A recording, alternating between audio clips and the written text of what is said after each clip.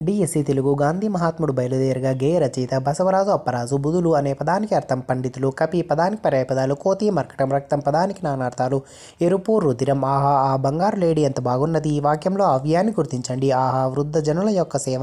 ఈ వాక్యంలో విభక్తిని గుర్తించండి షష్ఠీ విభక్తి మహతి వాచకాలుగా స్త్రీలు సంబోధించే వాక్యాలు పద్యం బహువచన రూపం పద్యాలు అమావాస్య పదానికి వికృతి అమావాస ఇంట్లో ఈగల మోత బయట పల్లకి మోత చూస్తే చూపులు నవ్వితే నవ్వులు గుద్దితే గుద్దులు ఏమిటి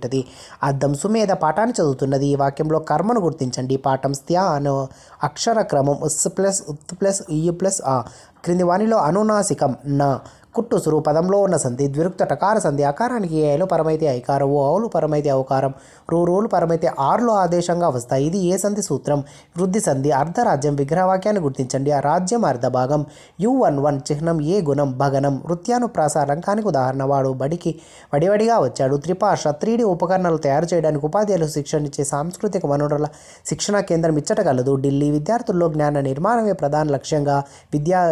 విధానం ఉండటం అవసరమని అభిప్రాయపడింది NCF 2005 మన రాష్ట్ర ప్రభుత్వం 1971 సంవత్సరంలో పాఠశాలలో పరీక్ష ఫలితాలను ఆధారంగా పిల్లలను తప్పించే పద్ధతిని రద్దు చేసింది దీన్ని ఏమంటారు నాన్ డిటెన్షన్ ప్రాసెస్ క్రింది వాటిలో సకర్మక వాక్యాలు రాముడు విల్లును విరిచాడు కౌసల్య రాముడు చూసి సంతోషించింది మరునాడే వడ్రంగులను వెంటబెట్టుకుని వచ్చాడు లక్ష్యాలను సాధించడానికి విద్యార్థులకు ఉపయోగపడే మానసిక చర్యలను అవయవిక చర్యలను ఏమంటారు స్పష్టీకరణలు నాటకీకరణ వల్ల ప్రయోజనాలు ఆకర్షణీయమైన నటన అలవడుతుంది సభాకంపం పోతుంది విషయాన్ని బట్టి అర్థం చేసుకుంటాడు పద్య బోధన ప్రయోజనాలు రసానుభూతి ఆనందానుభూతి తదాత్మ్యం కలుగుతుంది సముచిత వైఖరులు పొందుతాయి నైతిక ధార్మిక విలువలు పెంపొందుతాయి